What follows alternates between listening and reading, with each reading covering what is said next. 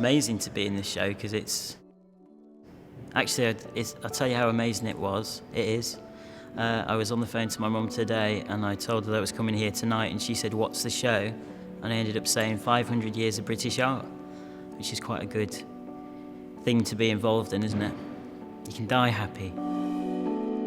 I decided to try and make a drawing in here which was about a structure as opposed to the sort of way up the stairs, about building from the bottom up. It allowed the roof to be opened up and with a natural light for the first time. Back in '71, something like that, I came here with an exhibition. In my impression, it was always rather a gloomy area, so hopefully what I've added gives it a bit of something new. I'm a Londoner, so I used to come here from the age of 8. My dad used to bring me here. This is where I first saw like Cézanne and all the, Impressionists and all that. That was all here. It was originally a book cover for a Penguin book, and it was at the height of the Cold War, really. It was Reagan and Thatcher. We had cruise missiles coming into Britain.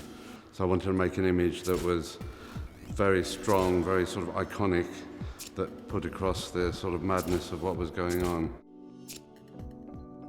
Sometimes I come here when I have a day off on my own. I hardly ever come with anyone else because you can't really look at anything.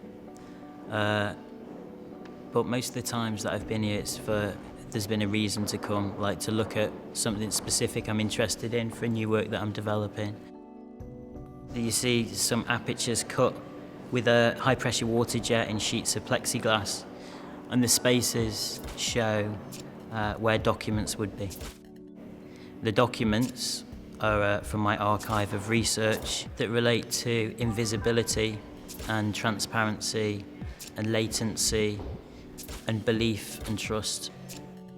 It's a ghost in itself because you don't see the articles, and it's a ghost as in a title. It's a ghost because it's transparent. You end up looking at the gallery wall as much as looking at the work. It's great to see it in a room that's got Palozzi, whose work was an inspiration to me when I was beginning to work more sort of politically in the late 60s. I can see that the two artists here, Bridget Riley and Gary Hume, were part of the same gallery that I was with when I first started exhibiting. This painting here is a very modernist-looking painting, but it's actually a depiction of the plan view of a large council estate built around the time of the 60s or the 70s. But it looks like a painting from the beginning of the 20th century. The frame is quite patinated with a look of time. It's got a kind of gimcrack quality about it. In order to get that right, I actually came to Tate Britain to look at the Mondrians and the Van Doesburgs, and I was able to look at how they were framed and how time had affected the framing, and I tried to build that into these pictures so that it didn't actually look new.